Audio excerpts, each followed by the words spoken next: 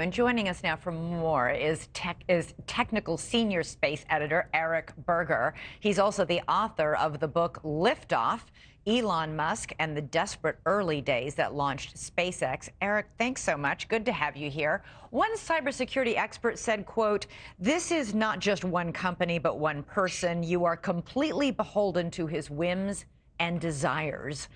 Is this kind of scary? Well, it's a little bit scary.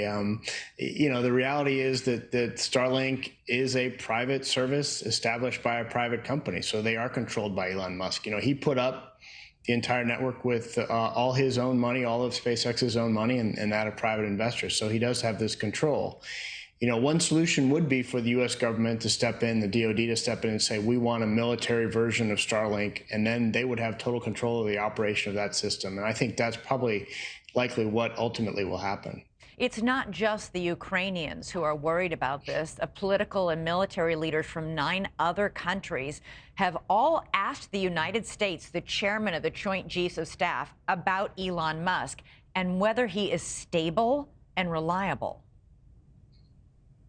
I mean, I think those are fair questions, right? He has mood swings. He changes his mind about things. And the fact of the matter is he exercises total control of SpaceX. Everyone at that company reports to him. And if he changes his mind about something, there's no one to stop him or to tell him no. Musk can literally shut down Starlink at any point to anyone. He's already impacted the war in Ukraine. He shut down Starlink near Russian-occupied Crimea.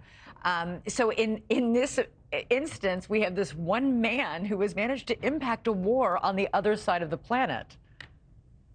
Yeah, it's really an interesting juxtaposition. This is an example of SpaceX has long been this innovative launch and space company. In this case, they've went out and developed a technology that no one in the world, no private government has developed. And so they're really leading the pack. And as you say, it's left other countries and companies in the United States scrambling to try to catch up. China is trying to play catch up. It is planning to launch 13,000 satellites of its own. But it's going to take some years, right? I mean, this isn't something you can just do like that.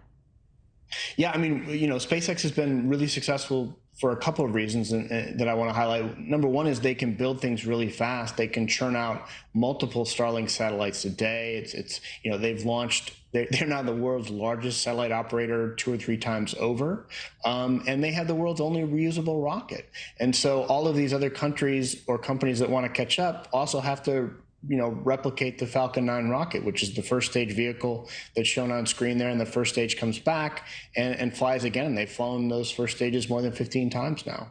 So how big a failure is this of the U.S. government or any other government for any other country to allow one man to do this? I mean, this isn't something Elon Musk achieved over a matter of weeks. He did it over a matter of years. We all knew he was launching these thousands of satellites up into low orbit.